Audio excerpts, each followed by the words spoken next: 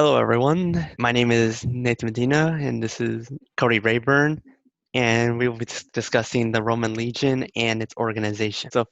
Firstly, the composition, or at least the composition that occurred pre-Marian reforms, which we will get to in a bit. First, we have the Contuberium, which only consisted of 8 soldiers, which is the smallest unit. Manipulae, which consists of 120 men for the Hastati and the Principes unit, and only 60 men for the Triarii unit. Therma, which were only the cavalry unit, which consisted of 32 men, and the whole legion consisted of 60 manipulae and 10 therma units. And you can see on the bottom left that those are how generally the manipulae would be structured. For the units, most of them were split based off of wealth and class. So depending on your class would also change how how better equipped and what unit you would be put into.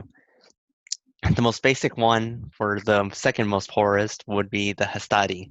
Generally in the front line, they would generally wield the gladius and scutum shields, and would generally wear possibly the lorica hamata or the lorica squamata, which is male and scale respectively. But it wasn't uncommon to also see them not wear any full torso armor. Then we have the Principe, which are very similar to the Hastati units, except they were generally more wealthy, so better equipped, and generally had more experience. When their line fell, they would join in the fight. And for the Triari, res ad triaris veni, which means it comes down to the Triari, as they were the last line in the Manipulae. When both lines fall, it would be up to them to pick up the last line and be the last stand for the manipulae, and would also be the most experienced of all the infantry and the most equipped as well.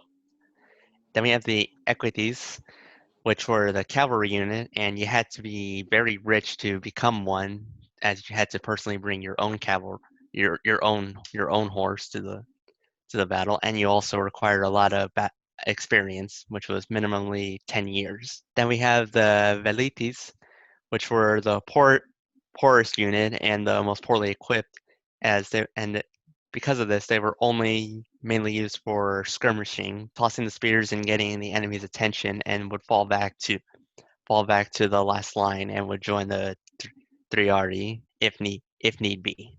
Next, we have the composition post-Marian reforms. The Cantabrium was similar to how it was pre-Marian reforms, but now the second smallest was the Centuria, which only consisted of 80 men and would be led by a centurion. The cohort would consist mostly of 480 men.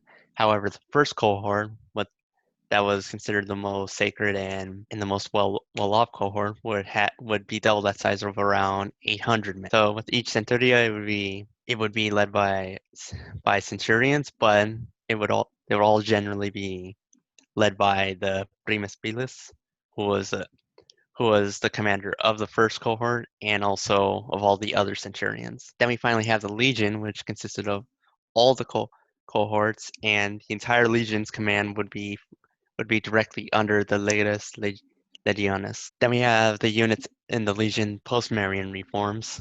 So with the reforms, it came down to removing class identity within the military.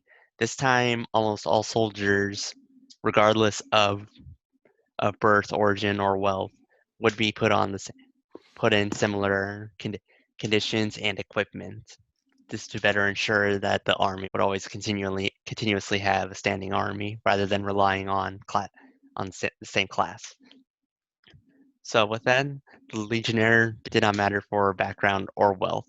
All would be equipped with scutum shields, gladius swords, and pilums. The next we have the centurion, which were the commanders of the centuria, and they wore similar equipment to legionnaires, but the main difference being the crest on top of their gallia helmets, which would help distinguish them from all the other soldiers, so that way they recognize their commander immediately.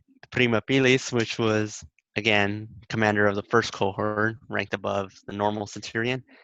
Auxiliary units were an interesting kind of unit, mainly because they were primarily skirmishing units, but they weren't generally a part of the main legion. Often they would either be cavalry units, and those cavalry units would sometimes be mercenary units or special units from either provincials or, again, those mercenary units from supposed barbaric lands. But someone like Julius Caesar made good use of Germanic and Gallic cavalry units, which would fall under the category of auxilia units. Then we have the Legatus Legionis, who was the overall legion commander, and they would be personally assigned by the emperor himself, starting with Augustus. So the generalized population was the primary pool that the Roman army would end up pulling people from.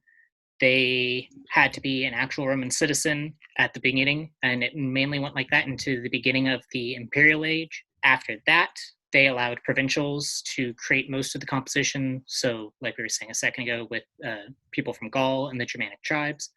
But as a lot of Germanic tribes were not incorporated into the nation until later, there was a point in the later imperial age where they would allow warriors from Germanic tribes to come across if they were looking for work, and they would give them partial citizenship to then allow them to play roles in the military and then eventually work their way up. So the Premierian and Postmerian reforms was what we were talking about earlier, is a point where Marius came through and was wanting to make reforms to the army because he saw that there were a lot of issues with the way the army was structured from a government standpoint.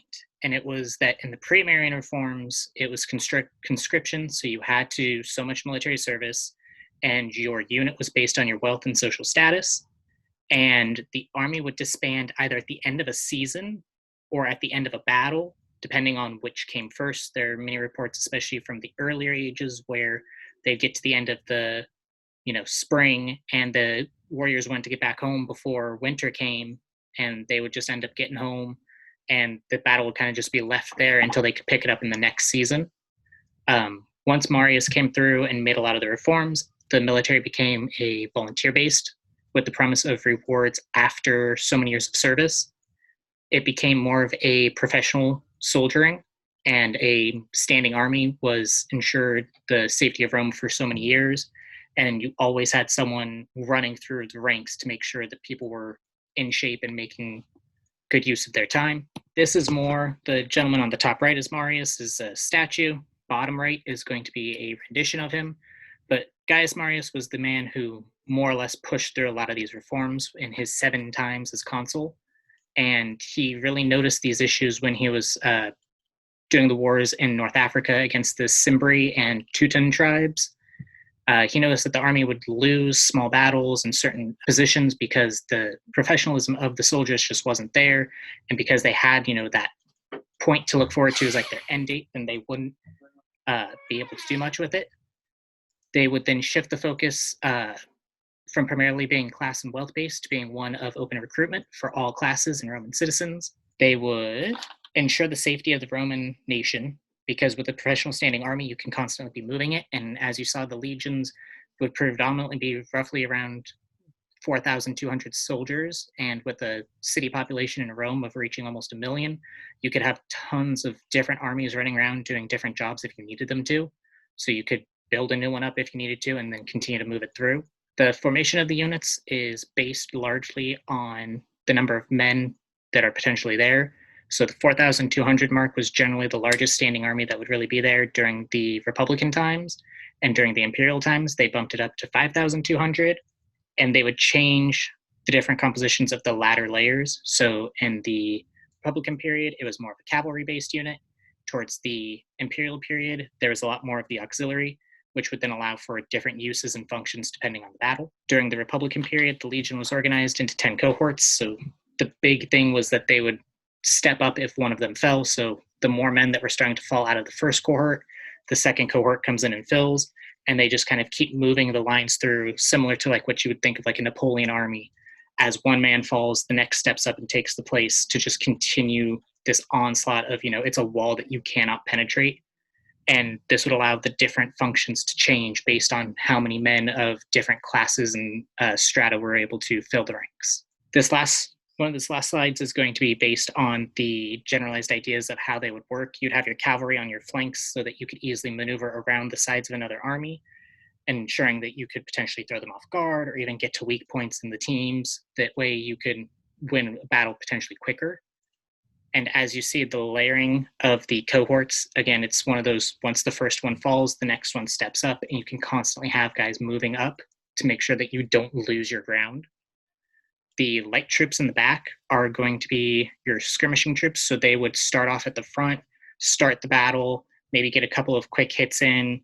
They weren't really armored well, so they were more or less meant to go and do a quick hit and then fall way back. So that way they could, again, become part of the filling ranks. And you have your reserves at the very back. So that way, as more people are dying or getting hurt, they can continue to just make sure that the cohorts are always at their full strength. This quote by Goldwin Smith: "The Roman legions were formed in the first instance of citizen soldiers who yet had been made to submit to a rigid discipline and to feel that it was the submission lay their strength." So you're giving up your freedoms, you're giving up your rights to strengthen the nation, to show how strong that you can be, to therefore make sure that you do not fall again. And these are our sources that we use throughout the whole thing.